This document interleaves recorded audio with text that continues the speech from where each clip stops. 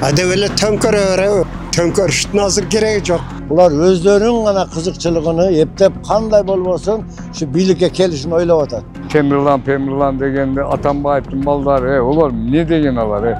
Ular eski birlikte kaldıkları da. Eski birlikleri cevirenip kalanda daha ceviremizde el dülük beytem mi? Смена власти. Ну, смена власти, нет, так не получится смена власти. Сейчас никто не пойдет на митинги. Подождите. Я тебе честно говорю, ну никто не пойдет, люди не пойдут. Они устали. Ички иштер министрлигинин кызматкерлерине 1998-жылы туулган жаран массалык башаламандыктар аркылуу бийликти алмаштырууга чакырып жаткандыгы тууралуу ыкчам маалымат алынган. Бул факты кылмыш жаза кодексинин 278-беренесинде каралган кылмыштын белгилери боюнча кылмыш ишин козгоого негиз болгон. ИИМдин маалымат кызматы 22-ноябрда 3 кишинин бир бөлмөдө сүйлөшүп отурган видеосун таратты. Видеодо социал-демократтар партиясынын лидери Темирлан Султанбеков көрүнүп, ал өлкөдө төңкөрүш жасап, бийликти алмаштыруу пландарын талкуулап жаткан учур тартылган. Кто из них лучше работает? Ташеев или президент Жапаров? Мы. Россия нас поддерживает, вот лично нас. Я думаю, да. Не государство, а нас. Я думаю, да.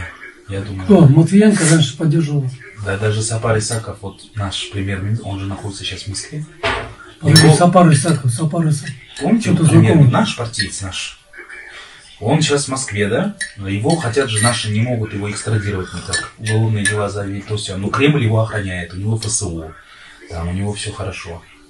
А наши никак его оттуда вытащить не могут. А что, Россия не могут одного человека дать? Не будут они отдавать, они сказали, мы не будем отдавать. Поэтому эти злятся прям. Они его держат как запасной вариант. Если что, мы его поставим президентом, понимаете? А это прям бесит наших этих. Это его можно с президентом поставить, да? Конечно. Ички иштер министрлиги жогорку кеңешке шайлоодон кийин массалык башаламандыктарды уюштурууну көздөгөн деструктивдүү топтун ишмердүүлүгүнө бөгөт койду. Топко саясий ишмерлер, экс-депутаттар, мурдагы мамлекеттик кызматкерлер жана күч түзүмдөрүнүн кызматкерлери кирген. Алар провокацияларды жана күч кагылышууларын уюштуруу максатында өз тарапташтарын, уюшкан кылмыштуу топторду жана спорттук бирикмелерди тарткан. Кармалгандар шайлоонун жыйынтыгы чыккандан кийин түштүк аймактардан баштап Бишкекте жана башка облустарда массалык наразычылык акцияларын уюштурууну мерчемдешкен. Алардын пландарында конституцияга каршы чакырыктар, ошондой эле административдик имараттарды, телеканалдарды, күч түзүмдөрүнө тиешелүү объектилерди басып алуу ыктымалдыгы каралган. Жарандар кармалгандарды мыйзам чегинде тарбиялап, эсине келтирүү керектигин белгилешүүдө. Алардын айтымында бул топтордун өлкө үчүн эч кандай кызыкчылыгы жок. Алар жеке кызыкчылыгын гана көздөгөндүктөн мындай аракеттерге баргандарды мыйзам чегинде айыптап, аюусуз чара көрүү зарыл. Hadi öyle tönkörüştün hazır gereği yok. Жақшылы иштеп атышат президенттер, Камчыбек Ташиев, баары жақшылы иштеп атышат. Алар төңкөрүштүн элге ызычуунун кереги жок. Тынч өздөрүнүн оокаттарын жасаганы жакшы. Зарыл кереги жок деп ойлойбуз. Ушундай эле заң болуп атат, курулуш болуп атат, иш болуп атат. Баары нерсе жакшы эле жайында болуп атат. Эми булардын төңкөрүш кылабыз дегени, булар кыргыз элин эмес, ата журтун эмес, мамлекетин ойлобостон, булар өздөрүнүн гана кызыкчылыгын эптеп кандай болбосун, ушу бийликке келишин ойлоп атат. Сапар Исаковду алып келебиз, президент кылабыз. Орусия даярдап атат дейт. Булардын мындай билдирүүлөрү кечиктирилгис мыйзамдын гана жүзүндө буларды жоопко катуу тартыш керек. Кыргызстанда учурда эч кандай төңкөрүшкө же бийликти күч менен алмаштырууга зарылчылык жок. Мындан тышкары, өлкө өнүгүү жолунда экендиги белгиленүүдө. Мамлекеттин ар бир бурчунда жаңы курулуштар жүрүп, инфраструктура жакшыртылып, экономикалык абал бир топ оңолуп келе жатат. Ошондуктан коомчулук туруктуулукту сактоо жана мыйзам чегинде гана маселелерди чечүү маанилүү экени айтылууда. Эми буга чейинки төңкөрүштөрдүн баарын биз өз башыбыздан өткөрдүк. Эл абдан жакшы билет. Анан ошо төңкөрүш жасалгандан кийинки акыбалдардын жүрүшү тууралуу дагы бул зыян да, бул өлкө үчүн дагы, эл үчүн дагы, жалпы кыргызстандыктар үчүн дагы өтө, мамлекет үчүн. Эми ушул төңкөрүш жасайын деген адамдардын жасап аткан иш пландары, ойлору бул кечиримсиз көрүнүштө. Булар да айоосуз өзүнө жараша жазасын бериш керек. Мен муну айтып атканым, мына канча жылдан бери Кыргызстан эми көп башынан көп нерселерди, огуш кыйыштарды өткөрүп, эл көптөгөн кыйынчылыктарга дуушар болду. Мындай бир ыңгайсыз абал туулду. Анан эми ошол төңкөрүштөн кийин келгендер, мурунку теги президенттер деп эле айтайын, эмне жетишкенге жетишти. Муну элдин баары жакшы билет.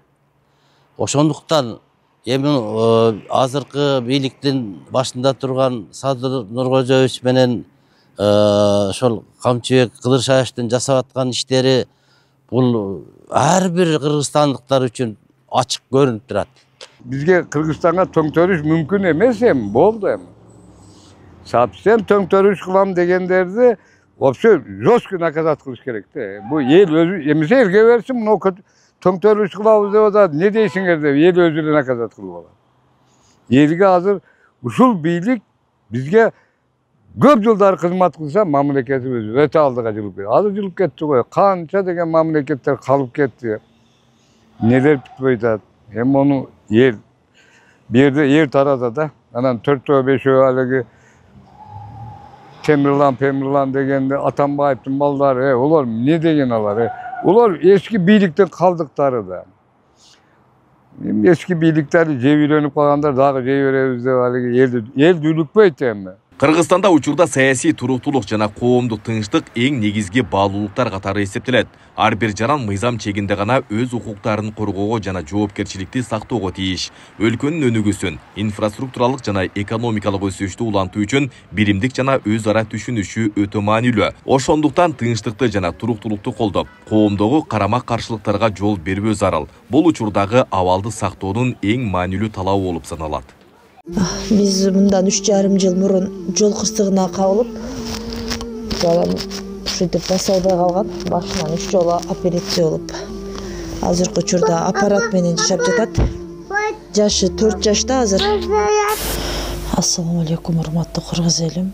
Мен уулум Мухаммадты Турцияга операцияга алып барыш керек болгондуктан сиздерден кайрылып, жардам сурап кайрылып жатамын. Бизде акча каражатыбыз жок болгондуктан сиздерден жардам сурап кайрылдык. Биз мындан 3,5 жыл мурун жол кырсыгынан улам. Балам башынан катуу удар алып калган. Азыркы учурда баса албайт.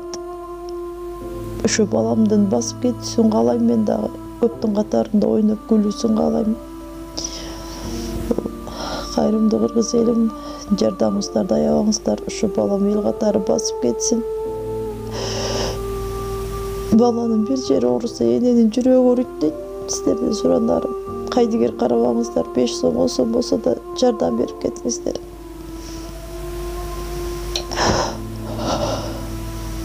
Азыркы учурда балам 4 жашта, өз алдынча баса албайт. Ушу токко жатат. Буга чейин 3 жолу операция болгон. Мындан алдын дагы сиздерден жардам сурап кайрылганбыз. Баарыңыздардан Аллах таалам разы болсун. Ушу сиздердин жардамыңыздар менен азыр балам кичине аракеттенип жашап жатат ушул жарык дүйнөдө. Азыр башында аппарат менен. Бул акыркы операциясы бизге $45,000 каражаты керек болгондуктан бизден андай сумма жоктугуна сиздерден жардам сурап кайрылдык. Жардамыңыздарды аябаңыздар, Аллах таалам разы болсун баарыңыздардан. Ушу баламдын басып кетүүсүнө себепкер болуңуздар. Бардык карта реквизиттер өзүмө караштуу. Эмбанк кымбат деп чыгат. Аяк 3197.